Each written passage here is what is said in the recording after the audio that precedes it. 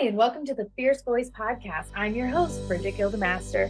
This is a podcast for those who are ready to leave behind survival mode after abuse, where we talk about what it looks like to embody who you are as an individual, learn to love yourself, and bring to light healing after surviving abuse from relationships and religion. Pop your earbuds in to hear heartfelt and powerful intensity from myself and guests. Be ready to put into place actual tools and gather insight for you to use on your healing journey.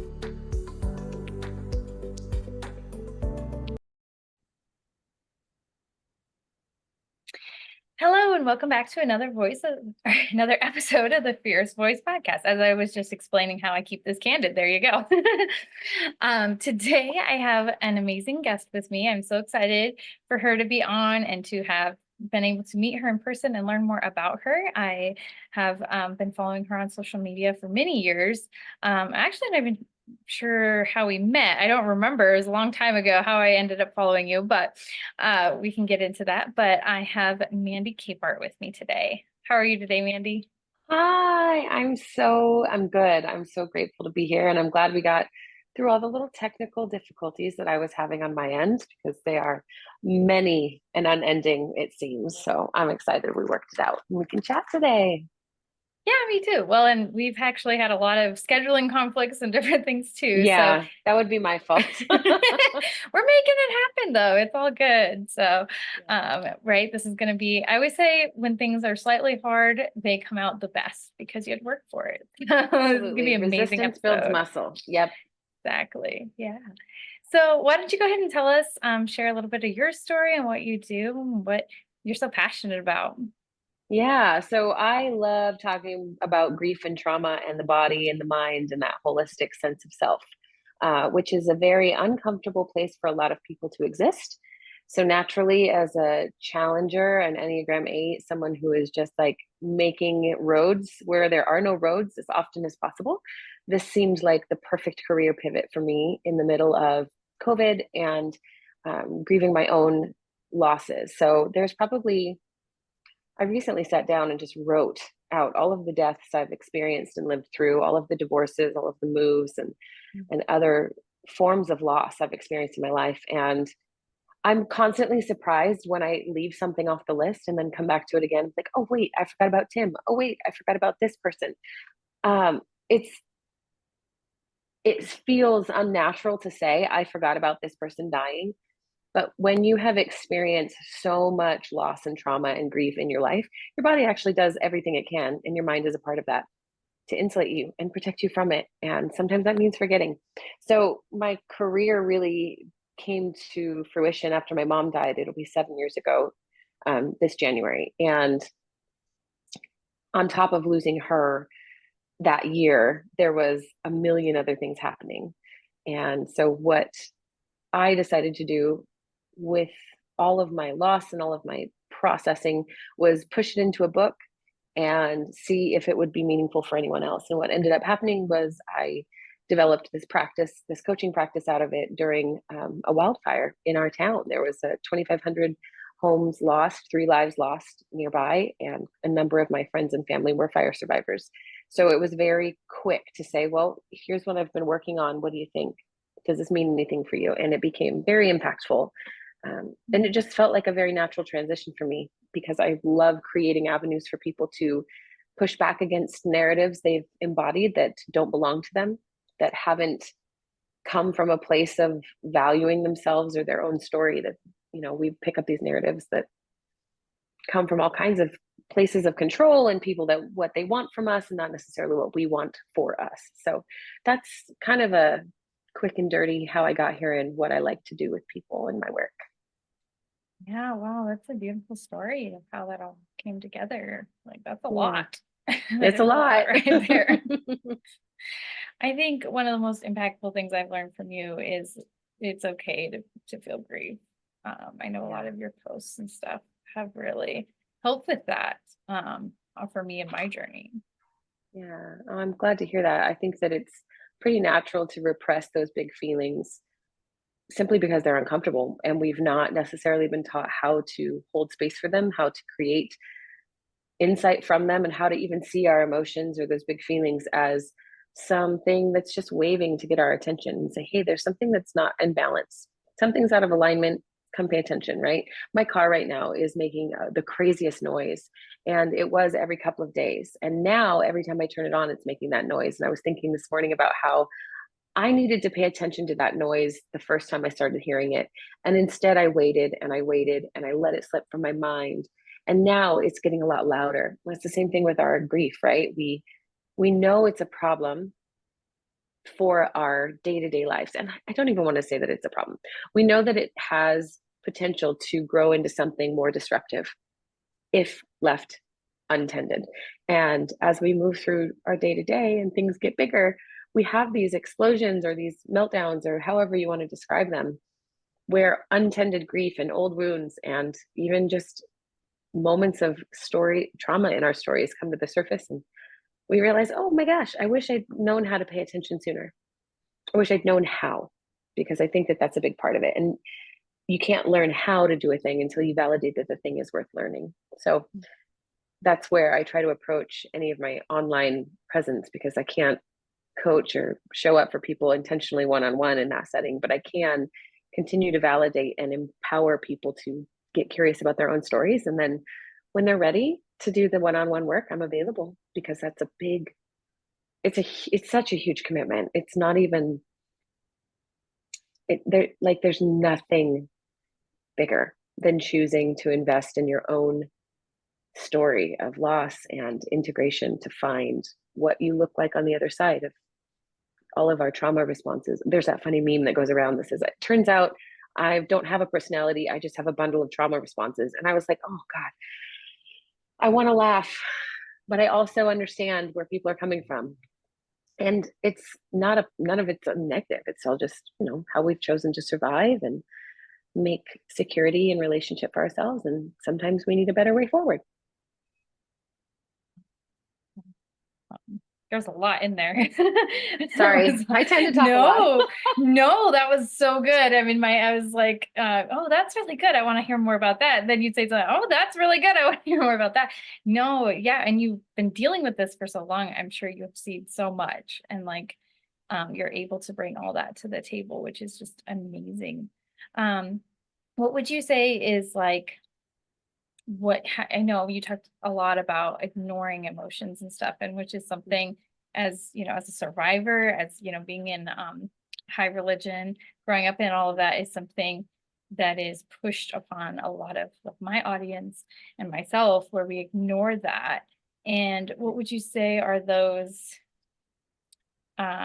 things to notice about yourself and how you're doing that, and when you should stop and pay attention to an emotion coming up for you? Yeah, I think that's a really helpful question, because we've got this concept that the emotional mind is dangerous, reckless, untrustworthy. And if you're part of high control religion, you've got scripture upon scripture to back it up. And that's like all of the major religions can say, put your emotions aside. But when we divest ourselves from that holistic sense of self, so heart, mind, body, spirit, we are all these pieces working together in alignment to be whole people.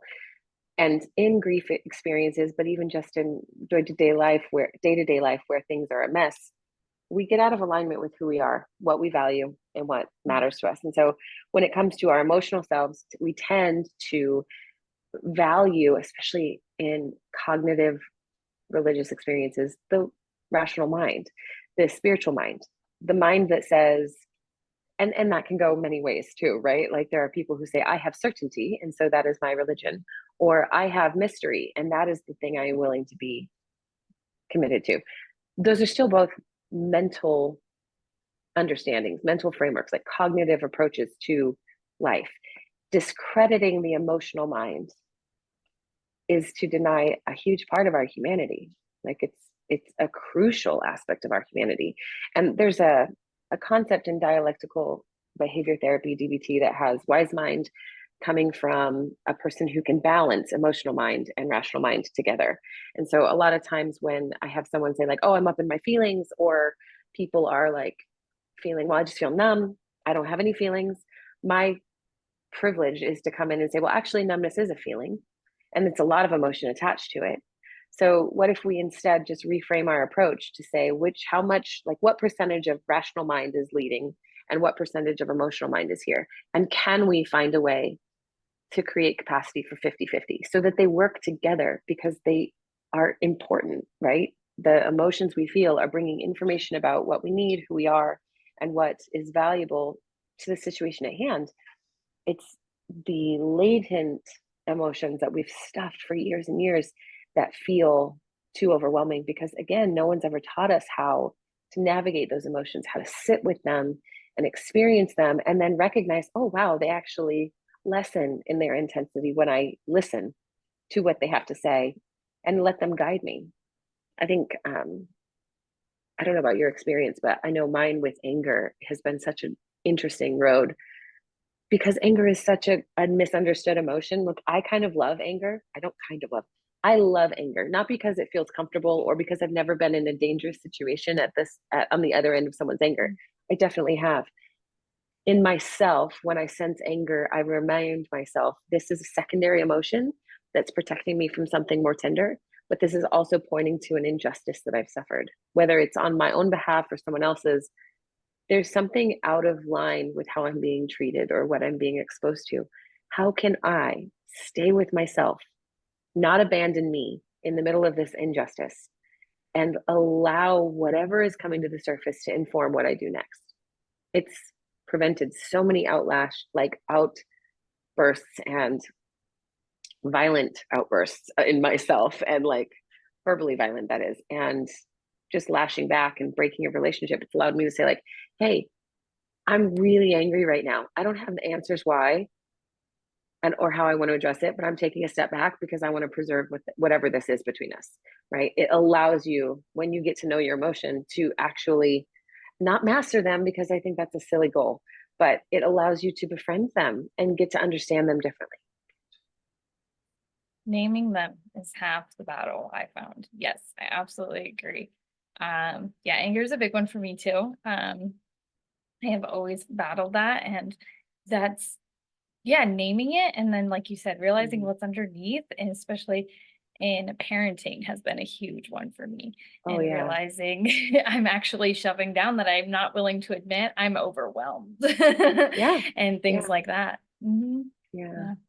Yeah. Naming emotions is a hard thing too, because we don't necessarily know what else is below the surface. Like, we can say happy, sad, embarrassed, angry, celebration, like celebratory or excited, but we don't necessarily have the nuanced names for the other emotions there. So sad could actually be melancholy, it could be disappointed, it could be lonely, it can be connected to so many other things. And the release you gain in your own body when you name an emotion and it lands just right is something I don't even quite know how to describe. I know that for myself, I can sense a lot of tension in my shoulders even now. And as I think about, well, what is that? What emotion is there? There's excitement, there's energy and anticipation, and there's nerves, but there's also just confidence, right? There's a lot of different emotions that are sitting right there in my shoulders. But as I go through the names for what they could be, or what I could be feeling, the tension starts to melt. And there's a softening that happens within me, but there's also a realigning. Like, it feels like someone's just cracked your back in just the right way. And you're like, oh, okay, now I feel tall again. Because you settle your body, everything, all the movement inside you, all the energy starts to settle, and it feels more uh, controlled isn't the right word. It feels more collected and secure. And security is a huge motivator for our behaviors as humans, right? We want safety and security and belonging. And especially when we're grieving, all of those things kind of go out the window. So I definitely push a lot of people. Hey, you might want to explore what you're feeling right there, because that was a big thing. And no judgment, but maybe ask yourself some questions about what that could be and see what comes of it. Yeah. Would you say that was kind of the pivotal moment for you in dealing with your grief? Um, I think what you had said, it started with your mom's passing, and maybe some other life events. Is that what kind of brought you to, hey, I really need to focus in on this and see what's going on? Yes, to a degree. So my mom died in 2016. My grandfather died in 2015. Mm. I'm not going to list all the deaths, but suffice to say, there was so much grief. And because I am a very busy, active, engaged, never slow down kind of person, and up until recently, there was no chance for me to slow down and name my emotions. It was always anger, hiding whatever it was. And so a lot of my own personal story really does reflect what I was describing about naming emotions and understanding. The other problem is I have a very intellectual side that knew all the names of all the emotions and said, oh, yeah, this is disappointment. Okay, next. I named it, check the box and move on.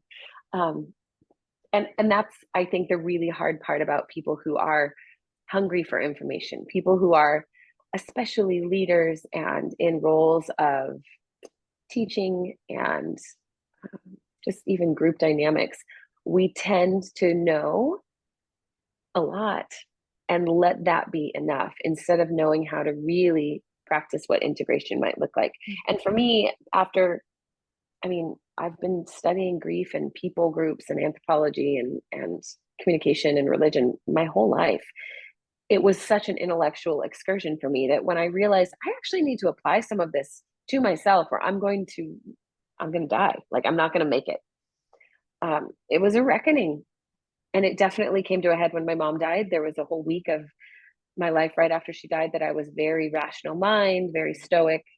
Um, I had a lot of avoidance strategies that worked really well. And then I made a decision. I was like, I'm either all in, I'm going to feel everything when it comes, and I'm going to practice as much vulnerability as I can and be really intentional, or I'm out. I'm done. I'm cold. I'm just going to live this life dead to the world. And for me, that meant redefining what vulnerability meant, because I think a lot of us perceive it to be this curated experience of ourselves, right? When I hear someone say, oh, I'm an open book, you can ask me anything, I'm like, nope, you have probably curated some really good pages for me to read. But I don't need you to be an open book. I need you to know that all the pages in there mean something. They're valid and they matter. Whether you want to share them with me or not, whether they're embarrassing or not, to me, vulnerability is recognizing, ooh, this is the stuff I hide and it still belongs. This is the stuff that hurts and it still belongs. And for me, grief was all of the things that I perceived as roadblocks that needed to be accepted and integrated instead of letting them remain hidden away and labeled as weakness. Very well said. Yes. Yeah, very well said. How, because I know you mentioned earlier you've gone through divorce too. How did you relate flowing through grief and that kind of a life change? Well, actually, I personally haven't gone through divorce, but I've lived through divorce. My parents were divorced, then my step parents were all divorced, and then everybody, everyone in my family is divorced, except for me, well, and my sister. And so it's been insane. My daughter the other day said, I'm so lucky I have so many grandparents. And I was like, bless your heart for recognizing. And this is how I framed it for her too, right? Going up, because she would say, wait, which grandma is that? And I'm like, yeah, right. I know. Um, what an incredible kid to have this many grandparents, these many random people that want to love you. But growing up, it was garbage. I had no idea who was sticking around, who I could trust. I remember thinking I was probably like 12 when I made this vow and learned that most, like 90% of divorces before 27 years old end in divorce. And so I was like, fine, I'll wait till I'm 27. And then when I got married at 22, I felt deeply for years that I had betrayed myself. No kidding. And actually, the first 5 years of our marriage were so difficult because I was constantly afraid of divorce, not because our marriage itself was, it was difficult, but I made it so difficult, constantly thinking like, well, what is it here? Challenge everything. What could this be that would lead us to divorce here? And I realized it's just youth, right? It's just we're young and we haven't grown up yet. And so in the process, we're now almost 17 years married. I'm like, we've gotten to this point where we grew up together and we grew together. We actually grew closer, which is uncommon. Hence why they all end in divorce. So many of them end in divorce. But I think that that's what's really easily disenfranchised, which form of grief. So that means people invalidate it. Someone says this isn't worthy of all that grieving you're doing because you chose it, or because get over it. Relationships end. No one's here forever. Like, of course it was going to happen. You saw the signs, right? We all these labels. And I have a friend who recently opted for ending their marriage and was feeling all the typical things you would think: guilt and grief and sorrow and anger and disappointment and judgment in themselves. And we just kind of talked through how valid all of that is, no matter how the grief event began. Like, we don't need to give up our right to grieve just because we might be part of the catalyst for our loss. I could leave a friendship and be still able to grieve that friendship. I could be in an abusive situation, leave it, and still be grieving what existed, because there's a lot of layers. It's not just I lost that person or I lost access. It's, wow, I lost security. I lost connection. I lost a future with that person. I lost a peaceful attachment to those memories of that person. I lost the community around that person. So there's always so much nuance. Divorce specifically, even when things seem good and people just say, well, we grew apart, let alone when things aren't so healthy or safe and really can't remain. Oh, yeah, I love that. I can relate to so much of that, and feeling all those things and shoving them in those situations, both divorce and friendship. And yeah, that's really like exactly what it came down to, is acknowledging all the things that were actually lost around the situation. Yeah. Yeah, I think that's really easy to overlook. It's because we don't want to, right? We don't want to sit in the pain. We don't want to acknowledge everything that we're hurting from, and we don't want to give it power. But it already has power, because we've said it was too much to address, so we just pretended it's not there. I will tell you what, if I had a bag of candy in my pantry that I'm trying to hide from myself, and I know my mind goes back to it because I'm like, oh, I don't want to eat it, that candy already has a lot of power. There is nothing that denying about it is going to do. What disarms it from having power over me is confronting it and deciding what I want to do. Does having this in my house help me feel whole? Does it make me feel aligned with my values? Does it make me feel good?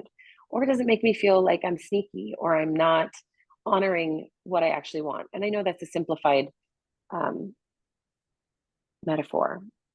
Grief is not a bag of candy in the back of your pantry, but isn't it kind of? Because sometimes we overindulge in what we are grieving and we don't actually move forward.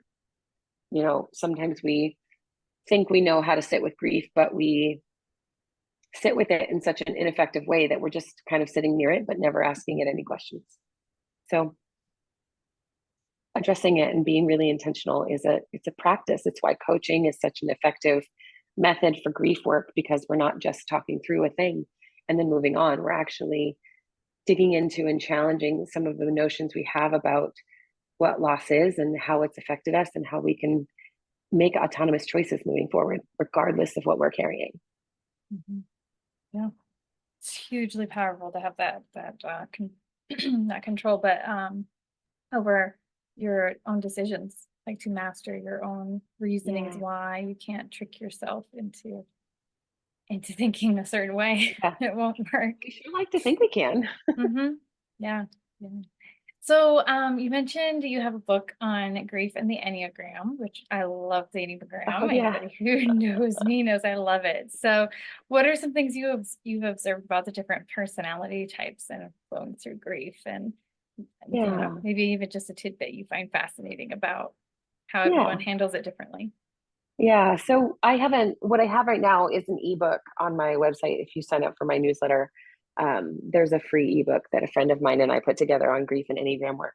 But I started working Enneagram into coaching practices years ago. After I thought I was a 3 for a really long time. And then, but on a daily basis, went back and checked the 8. And I was like, oh, but I'm not angry. Moving on, which was such a falsehood. It was the bag of candy in the back of my pantry. That's not candy. That's not anger. that's blah, blah, blah, right? Like I said, that intellectual side that knows all the words, that can't be anger because it has this, it looks like this. When it comes to grieving, it's already incredibly nuanced and individualized. When we introduce the Enneagram as a personality typing system, we recognize that every individual is so dynamic and nuanced that no framework can fit any one person. Even the other day, I had put out something on Instagram that was just a re-release of data I'd gathered from clients face to face, and Instagram polling of, hey, what's your type, and how do you experience grief in the body? And the pushback I got from people saying, this doesn't look factual at all. Well, I'm in a 7, and that's not at all how I experience grief in my body. I'm like, cool. Yeah, these are generalizations because this is the internet and I'm not your coach. But this is a great starting place for someone who has no idea where to start with grief, right? And that's the whole purpose. And I think that that's why I really love when I find a client that has Enneagram knowledge, even if they're just scratching the surface of it. Sometimes I'll even do typing sessions with people, and we'll go through this whole gamut of like helping them find where they feel most aligned with on the Enneagram. Because as a tool for introspection, it is so powerful to give ourselves permission to be right where we are and to acknowledge, I am a person on a spectrum. I will ebb and flow into healing and into stress, sometimes back to back, moment to moment. What strengths, what core predispositions can I pull on to support myself in this minute? And where am I heading? And how do I use my strengths, where I begin and where I'm headed, to feel aligned every step of the way? And so when it comes to grieving, Enneagram shadow work is often somewhere that people find, oh, I have untended grief. I don't know what all of this is, but I'm just talking about, my mom or my childhood. And the insightful Enneagram coach is going to say, well, that's grief, my friend. So let's do something a little differently here, because you can't just say, okay, cool, grieving the death of your dog when you were 6. Okay, now, great, put that on the timeline and let's move on to the next thing. No, man, that was probably pretty formative. That may have been your first interaction with death. How was it handled in your family? How were you treated? How do you see that happening? Did you validate? Can you right now validate that that was a big deal? Or was it just a dog? And is that true? Was it just a dog? Like giving people permission to get really curious about what they carry and who they are and the things they've believed about themselves and their stories. That's why the Enneagram is so powerful for me, because I love validating people's parts that they're like, oh, no, I don't like that behavior in me. And I don't remember who it was, but I remember when I first started learning about Enneagram work, someone said, when you get to the number that feels really icky, like, can't even, that might be close to your type. And when I started, I typed online, like I said, I thought it was a 3, but I was like equal parts 3, 7, 8 on every test. So I was like, okay, so we know I'm one of the assertive numbers. I don't think anyone's surprised there. But going back and forth, I was like, the 3 doesn't feel right. It doesn't feel right. Shame doesn't I don't deal with shame a lot. But the anger, I couldn't even look at the type 8. I was so offended. And it didn't click until years later that I'm like, oh God, I was so tucked away from myself. Okay, that's just true. So that's why I really love that framework. Yeah, how beautiful though, like, and to come around to that and accept yourself like that. Like, that is one of my hugest things, is accepting us as a complete whole in who we are, that whole identity, that whole person. Yeah.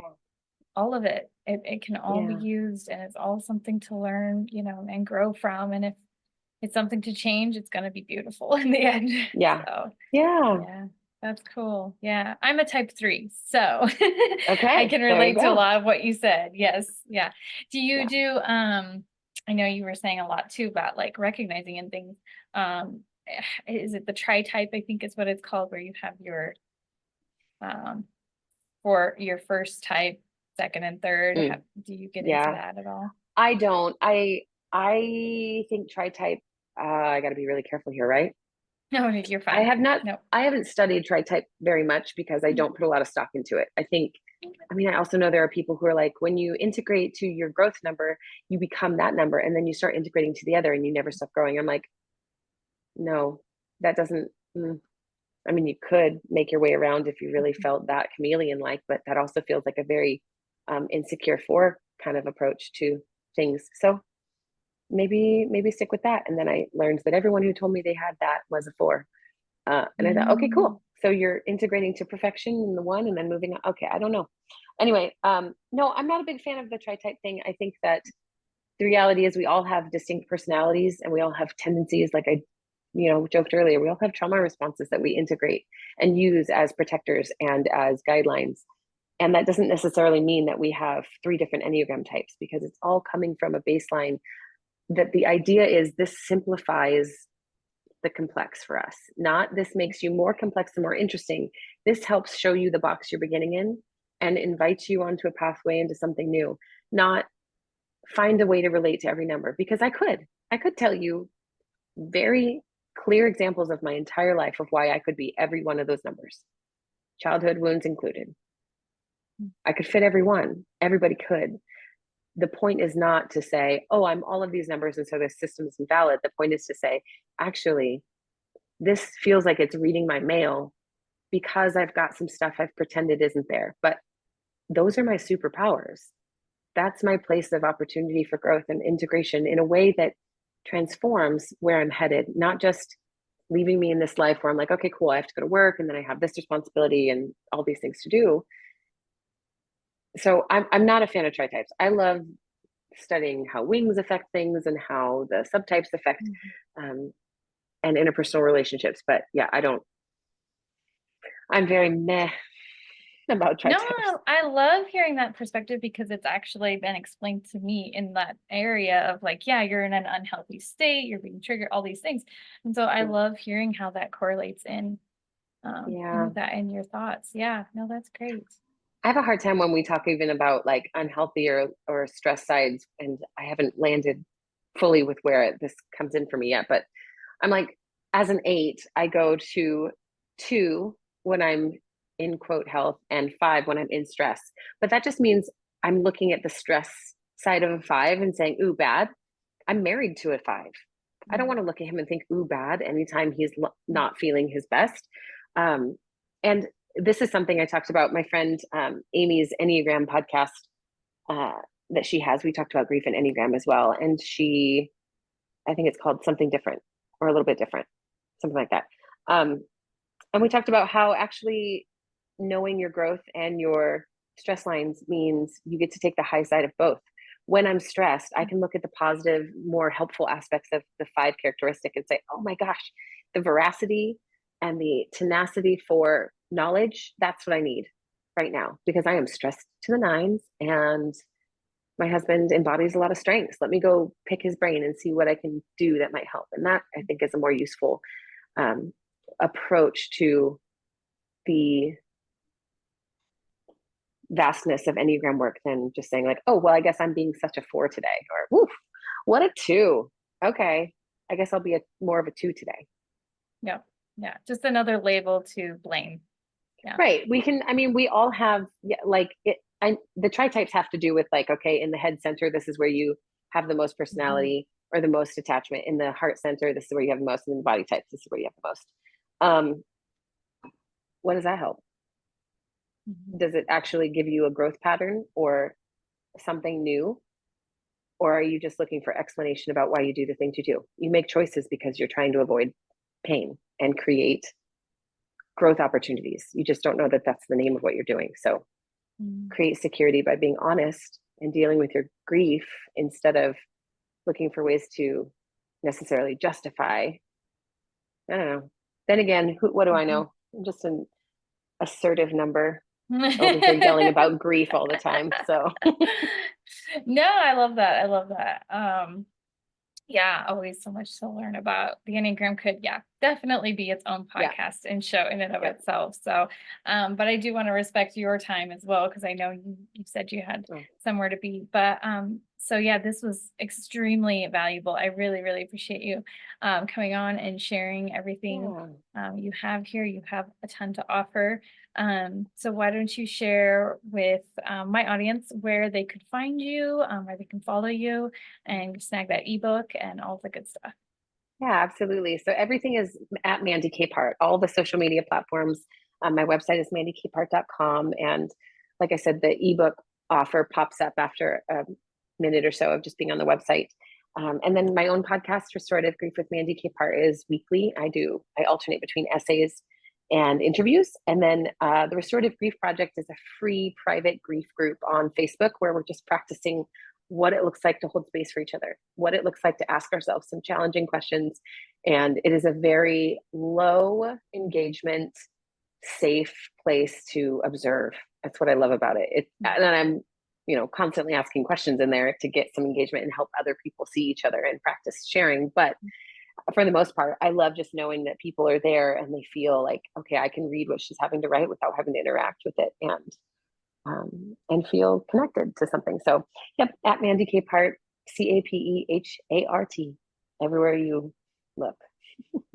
Oh, fabulous. Well, again, Yeah, thank you. And absolutely. yeah. All right. Thank you for joining us today on the Fierce Voice Podcast. Thanks for having me. Thank you for joining us today on the Fierce Voice Podcast. I truly hope you found healing insight, tools, and a space held for you in this journey.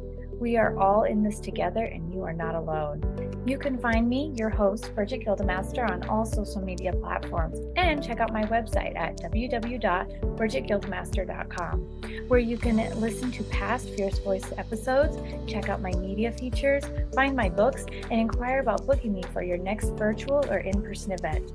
My keynotes are impactful with real-life stories, actionable tools, and inspiration for healing after a life-altering experience. Or check out my workshop event to learn more about how you can prevent abuse in your area. Have a wonderful day, and we'll catch you next time on the Fierce Voice Podcast.